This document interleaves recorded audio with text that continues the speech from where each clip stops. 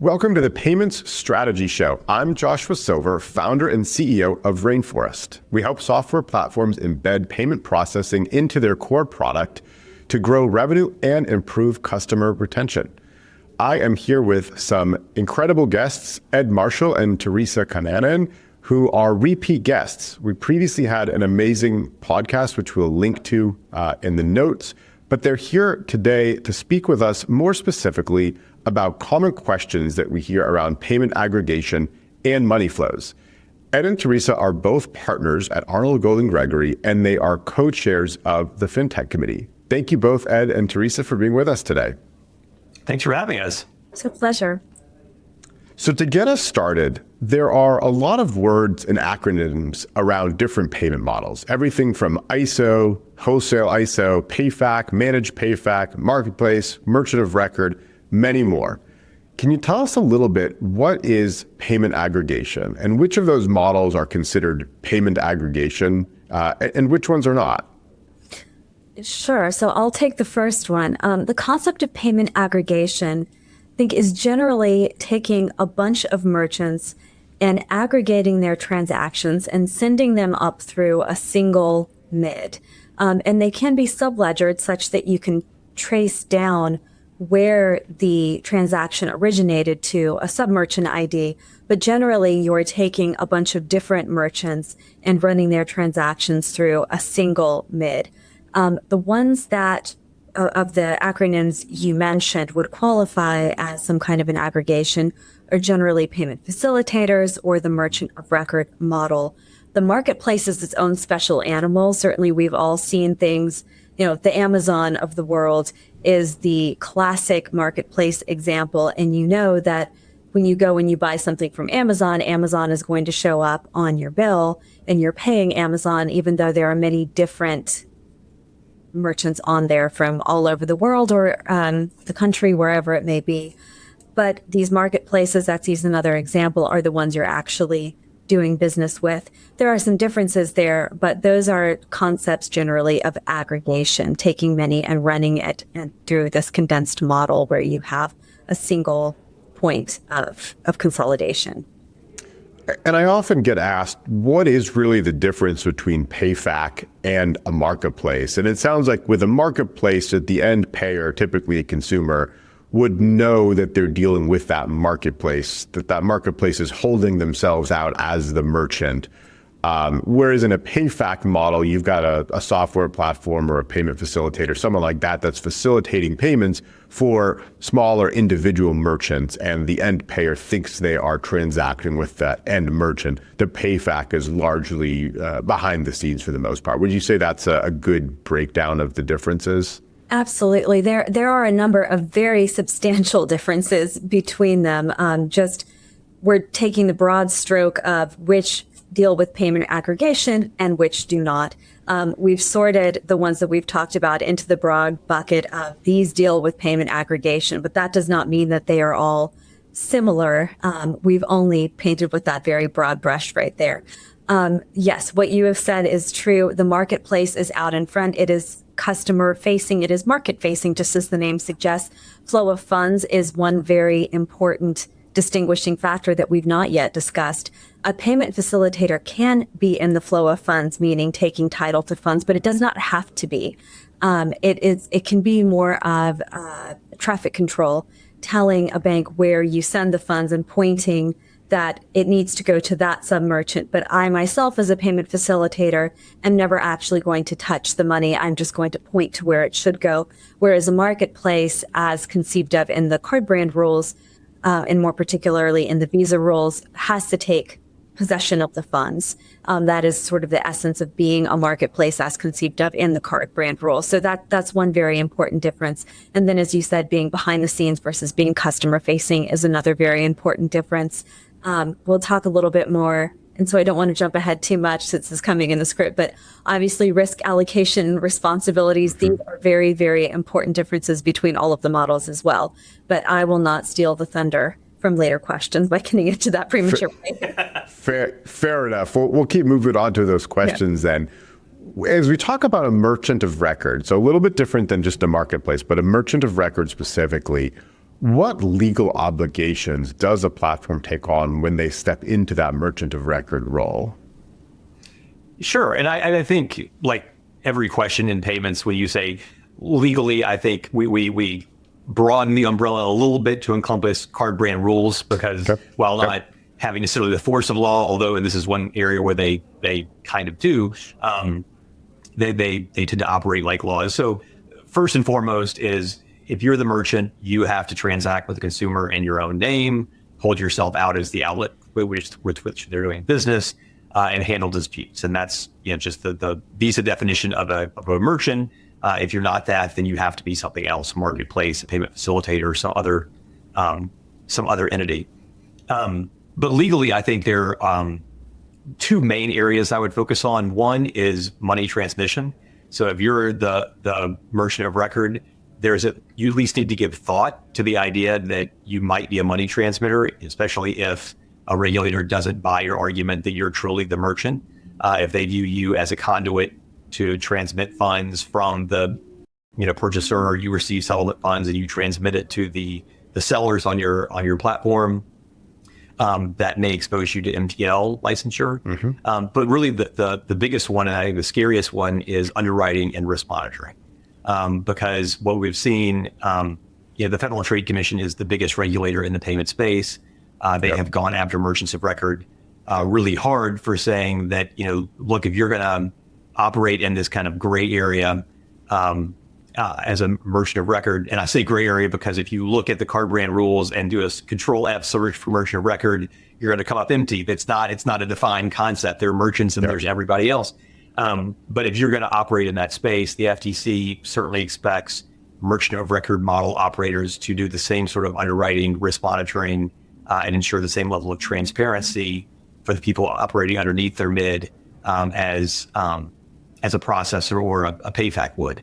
And when things go badly, and a merchant or a seller engages in consumer deception, that the consequences of that fall on the merchant of record first and foremost, and it could be quite catastrophic. So said another way, for some platforms out there that may be thinking, we'll just put a merchant of record tag on it and kind of magically, magic wand away all of the problems and risks and responsibilities. That's not true at all. You're saying the FTC, the card brands, they're going to see through that. If you're just trying to use merchant of record to kind of get away from, say, underwriting and risk management responsibilities. Absolutely. Yes, it is. It's not going to fool anyone. And I think, if anything, the merchant of record model requires more deliberate thought about underwriting, risk monitoring, MTL, KYC, any money laundering. I mean, the entire, basically, you've taken all the compliance burdens. You just don't have the same framework that exists for other sanctioned models of payment aggregation. Yep. So if merchant of record isn't the silver bullet, what are some other alternatives that platforms might want to consider instead of merchant of record? Sure. So I think, and if I can nerd out just for a second and do a history lesson, I think initially, folks interested in getting into payments aggregation, everyone kind of went to a payment facilitator model. And they said, we will become payment facilitators. And there were consultants that popped up throughout the industry to help software platforms, become a payment facilitator. And it made a lot of sense. And at the time, the model was, if you weren't a payment facilitator, you were just an ISO. And as soon as you gave your merchant over to a payment processor, you lost all control of that merchant. It became their merchant. They just happened to be using your platform. And so that was unattractive for a lot of reasons. So that initially we saw the pendulum swing to let's all become payment facilitators. And then you started seeing the consequences befall those companies. The liability they took on by becoming payment facilitators is, okay, now you're liable for chargebacks or card brand liability assessments that your sub-merchants can't cover. And a lot of the entities were like, wait, I'm a software company. I never wanted to be in the payments business. This is more than I want to take on.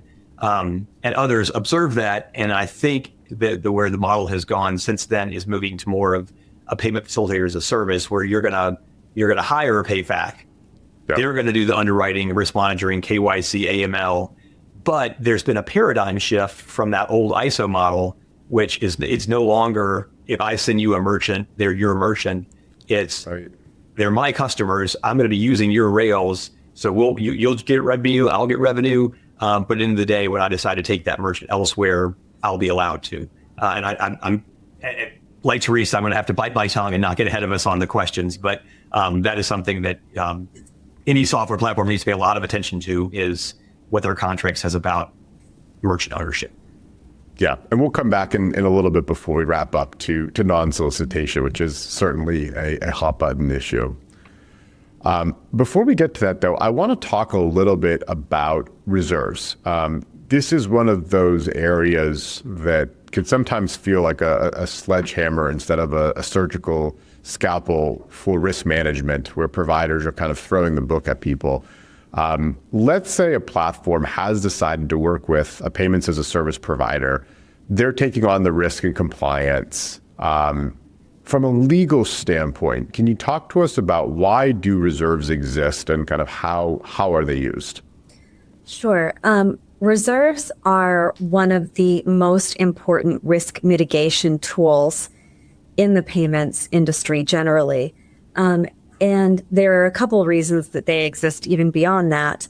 They're important for all the players in the payments ecosystem, but let's not forget that it starts with the banks. You cannot move money without the bank helping in this. And the banks are regulated at the federal level. Yep. Federal regulators actually require reserves for merchant acquiring institutions. So those that are supporting merchants, the code of regulations requires that reserves exist. This is part of the safety and stability of the banking system. So if banks are requiring that, this then trickles down, and the processors and the PayFacs of the world also are going to require reserves.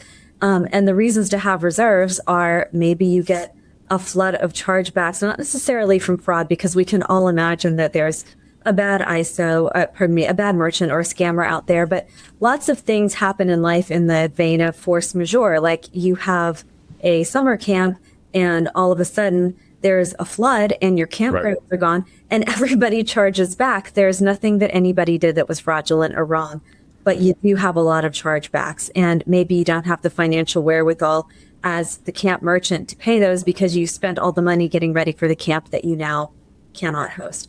This is the reason for a reserve. And they certainly can be bitter pills for people who are wondering why money is being withheld when they have been nothing but really good citizens of the payments ecosystem, but they are necessary animals for risk mitigation, and they're going to be required contractually in every contract I've ever seen in this ecosystem. And what recourse do the merchants or the platforms have if they disagree with the determination that a payment provider has made that a reserve needs to be put in place? Not a lot is maybe the first answer, although there have been at least one case I can think of, a successful court challenge. We were not involved in the case, full disclaimer, but a successful challenge to a reserve being excessive. So there will be arguments depending on the way the contract is phrased, if it's sole discretion versus amount reasonably satisfactory to the bank or the merchant acquirer. There may be challenges to say, hey, look, you've taken more than is reasonable, and we dispute that. And there is some precedent supporting that view, although not a ton. And maybe helpful to pause. The reason there's not a ton of guidance about reserve clauses and merchant agreements is because ordinarily, think about the average duration of the case is going to be 18 months to 2 years. By the time that you've taken a reserve, usually the reserves are going to release before you get a final decision. And so there's not a whole lot of judicial precedent about what's appropriate for reserves and what's not. There actually is, though, a really fascinating legal divide that we encounter from time to time when we're litigating either with the Federal Trade Commission or bankruptcy trustees about what are reserve funds.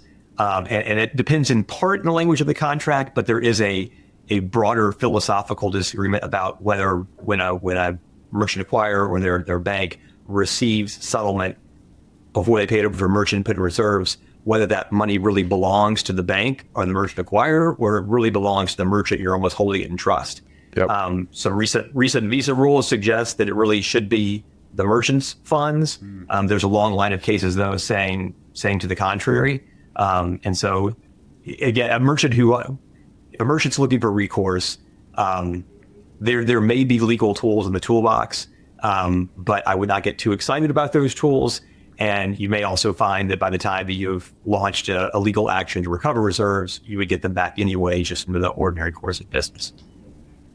Yeah, I think, from a truly practical perspective, most reserves, at least in my experience, may have a trail of 6 months, because that's generally the chargeback liability, of course, depending on how far out the goods or services are delivered. But in general, there's a 6-month tail. So by the time you would do anything legal, you're not going to recover it anyway.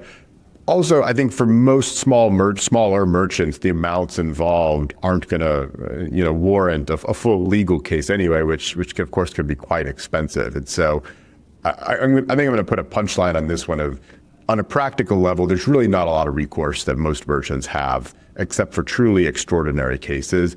It really is at the discretion of the payment provider, which I think is one of the reasons why it's so important to do your diligence when you're selecting a payment provider, to make sure that you work with one that has good policies, that are reasonable and fair, and that you can get in touch with someone to actually negotiate those reserves. And I can talk, even at Rainforest, every once in a while we do have to put reserves in place for some reason. But I think unlike other big processors, we actually are willing to discuss with merchants or platforms, what is an amicable resolution on that, as opposed to just being a black box. And so that I think is the punchline we'll put in the reserves discussion. And that really is key. I think the ability to, so often when we've had reserve fights, because they get percolated, I mean, they percolate up to lawyers, even if we don't actually have lawsuits about them, so we get demand letters. And I found that 9 times out of 10, if you can have a reasoned discussion with the merchant or the platform, depending on what level of reserve you're taking, you can get to a resolution that is fair. We're going to titrate the reserve down at this cadence, or we're going to revisit it at this date. Ordinarily, you can avoid the disputes. The one case recently I had that I was not able to de-escalate, it was a nephew representing his uncle's business. And when you have free legal representation, it's really hard to fight against that. But ultimately, we resolved that one as well. As we move forward, when a company wants to take complete control over risk management and compliance, it's typically, from my experience, because they've had terrible situations that have happened with past payment providers. A lot of times these experiences are made worse, in fact, by contract terms that strongly favor the payments provider. So the question to you both would be, what should software companies look for in payment contracts to make sure that it's fair and friendly to the platform? That's such a great question. And Theresa actually did, I think, was that the Beatles theme presentation on this one? I think we had some presentation that was 1960s music theme driven about the key terms you're going to want. And Theresa was able to tie each one to a Beatles lyric, which I will not be able to replicate on today's call. Maybe she will. But I think it is ownership of who owns the merchant relationship, which in and of itself is not that effective of a term, but it's important to philosophically to agree who the merchant belongs to. Exclusivity. Can you take your merchants elsewhere if you're unhappy?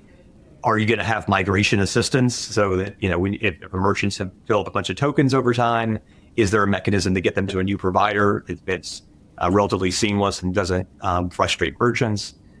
Service level agreements, just making sure that you have the uptime you want. You're not facing repeated outages that are problematic.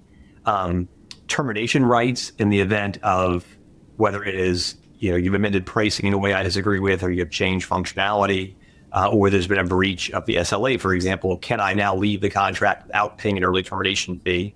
And that all of that, I think, does is incentivize the payments provider to retain business through good service as opposed to legal protections. And then another very important one is making sure that your residual or commission fee structure continues post-termination Because that is, we've had several clients come to us and everything looks good. But as soon as the contract's over, you can pull the plug, but every merchant you've left on that platform, now you stop getting residuals for, and that could be quite painful. Theresa, did I have everything or? Just not the Beatles titles. But yes. I know. Yeah. We need to dig that up. We'll need to resurface that.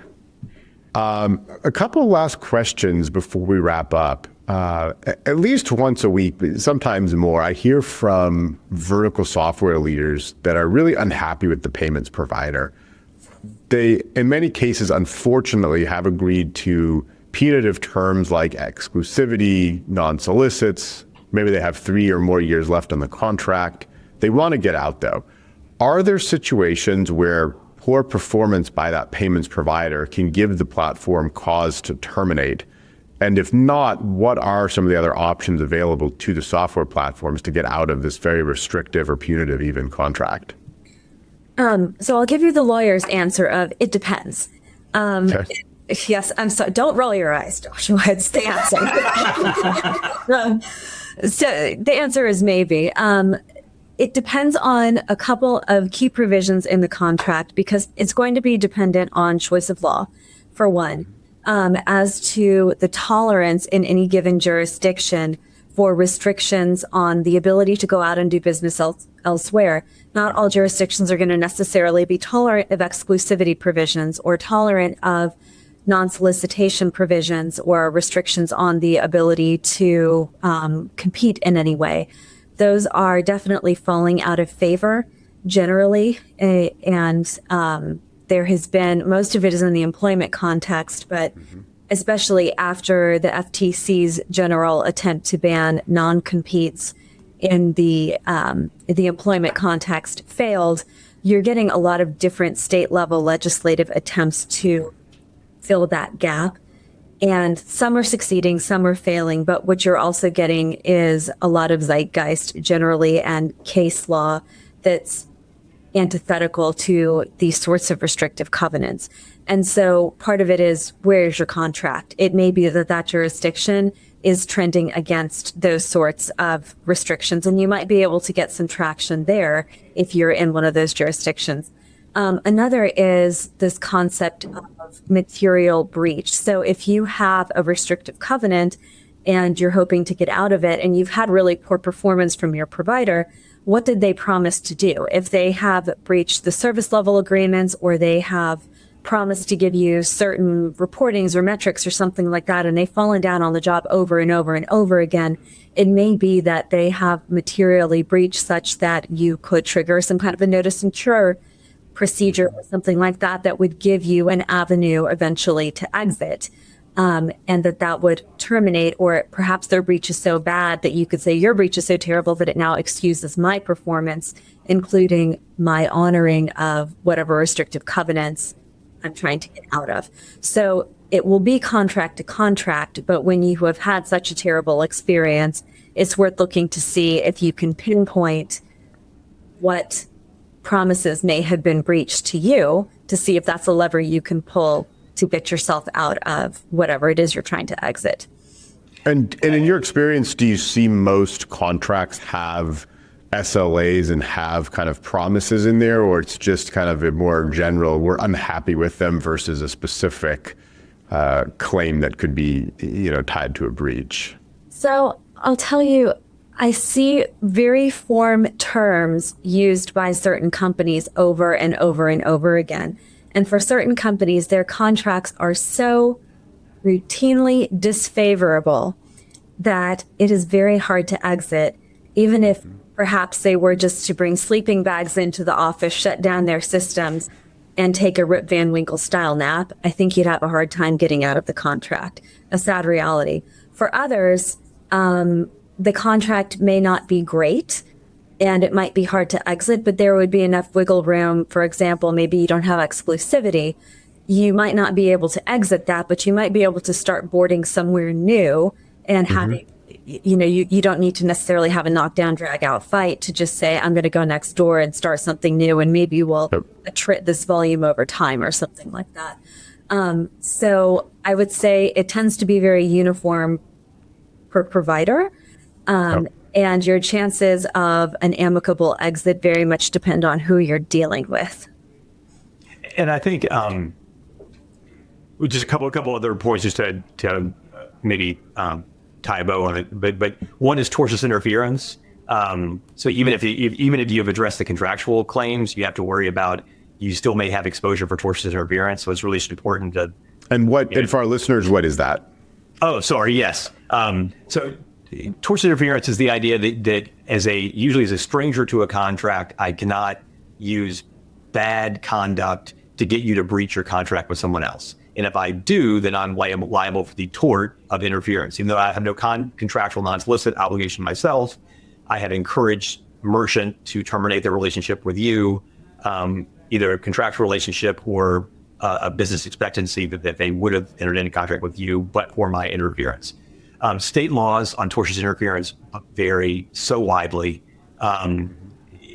Probably almost more than any other claim I can think of from a state-to-state basis in terms of who can do it. Some states say if you're a competitor, you can't be liable for tortious interference. You have a competitive privilege. Some say only a stranger to a contract can be liable for tortious interference. Some say what you do has to be independently wrongful. It has to be fraud or threats or blackmail or something like that to get people to breach, as opposed to just, hey, I have a better deal. Why don't you come over and work with me? But it's something that you should pay attention to. And then to your point earlier, Joshua, about doing your due diligence and reputationally, I think it's important to understand who you're dealing with on the other side, because I think in our industry, 90% of the time, if people come to us and say, hey, look, I want to exit this contract and do something else, we can either find a solution or we can negotiate with the existing provider to come up with something that works for everyone and that lets people migrate and move. But there are that small percentage of providers that will go to the mat every time, and you should at least know that going in and weigh your options. I think that's really important advice, that it A, does depend, but B, in many cases, even if on the surface it says there's exclusivity or non-competes or things like that, oftentimes in reality, there is either a way out or some leverage you may have for negotiation. And I think that's something that a lot of people just take a very literal reading of the black and white and think there's no further depth to the contract. And I think that's just not the case in most situations, albeit some exceptions, but always worth a quick call to a well-versed lawyer in these subjects to find out if there is a way forward there. Agreed, 100%. We are unfortunately getting to the end of our segment. And so I want to give each of you a closing thought. As software platforms are thinking about which payments providers to work with, specifically from a legal and contractual perspective, words of wisdom. Ed, I'll start with you, and then Theresa, give you the final word. Sure. So I think one is contractual flexibility. So all the terms we mentioned, look at those. That's going to be really important. Making sure and be able to divorce between like what's said in the sales cycle or what appears on the page, because oftentimes the sales guys aren't the ones who are making the call in legal about whether or not to prosecute a perceived breach. So making sure the deal actually reflects what you think you're getting into. As we just talked about, reputation, both for the strength of technology and people being good partners on the way out the door as opposed to just on the way in. And then finally, I think it's really kind of philosophical, but like the idea that we're going to keep your customers. These are your customers' platform. You brought it to us. We're going to take care of them, and we're going to keep your business based on service as opposed to legal gotchas. So those are my wise words, I hope. Theresa, what do you think? I'm going to redeem myself for giving a complicated answer before and just say, just pick Rainforest to yourself. Fair enough. Well, thank you both so much for joining us. It is always a pleasure to have you both. For any listeners that want to reach out, Ed and Theresa have both been in the industry for many, many years and have seen kind of all of the good, bad, and the ugly through their years of litigation. So feel free to check them out on LinkedIn, also on their website, agg.com. Thank you both so much for being here. Thanks, you for having us.